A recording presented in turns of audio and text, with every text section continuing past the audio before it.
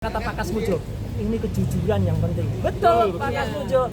Ajarkan kejujuran untuk dia, gitu loh. Karena apa? Karena dia itu tadinya disetting untuk seolah-olah menjadi dosen pembimbing skripsi. Ya, itu ada kalimatnya di tahun 2017 kan, gitu. Ini Pak Kasmo bolak-balik pulang. Gitu, galak banget gitu. Dan dia udah terima kasih Pak Kasmo yang telah membimbing skripsi saya. Jelas kan skripsi. Tapi ternyata nama Pak Kasmo juga nggak ada di skripsinya. Jadi Mas Roy meyakini kalau ini benar-benar palsu begitu? Ya biarkan nanti yang audit, tapi kalaupun nanti ada hasil lapor, semoga lapor itu nanti harus tidak hanya berupa keterangan singkat ini asli atau tidak. Enggak, lapor itu harus detail. Satu, ijazahnya ditampilkan, plok. Jadi semua orang bisa nguji. Sama enggak itu yang diunggah oleh si kader partai itu? Kalau beda, berarti kader partai itu menyebarkan hoax. Gampang kan?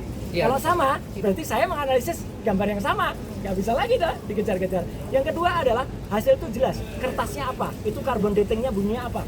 Kertas itu seratnya gimana. Terus tidaknya ada 5 atau lebih jenis tinta di situ. Itu jelas. Tinta pertama tulisan ijazah, terus dikeluarkan bla bla bla Undang-Undang Gajah Mada, itu tinta pertama. Tinta yang kedua emboss logo UGM-nya, itu tintanya beda. Nanti terdiri dari apa?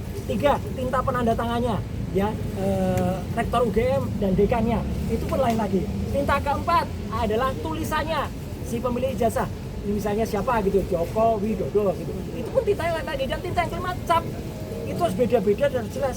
Kayak kita misalnya periksa kesehatan, apa mau teman-teman itu terima Anda sakit, Anda sehat? Nggak mau dong.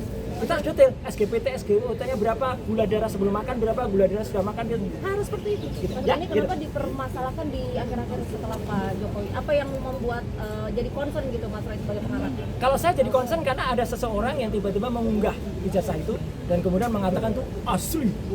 Sebelumnya kan nggak ada, dia yang memastikan asli, maka kita cek asli apa enggak itu. Kalau nggak ada unggahan itu nggak ada, dan saya memang baru muncul yang setelah ada unggahan itu pada 1 April. Perhatikan aja ya, dan kami sudah memegang alat bukti yang clear ya, ini terakhir. Alat bukti yang clear yaitu apa? Skripsi yang diterima secara resmi oleh saya, Dr. Rismon dan Dr. Tifa, itu ya, gitu. Oke, clear ya. Mau lanjut ya, Makasih ya teman-teman. Ya, makasih Mas. Download Tribun X sekarang, menghadirkan lokal menjadi Indonesia.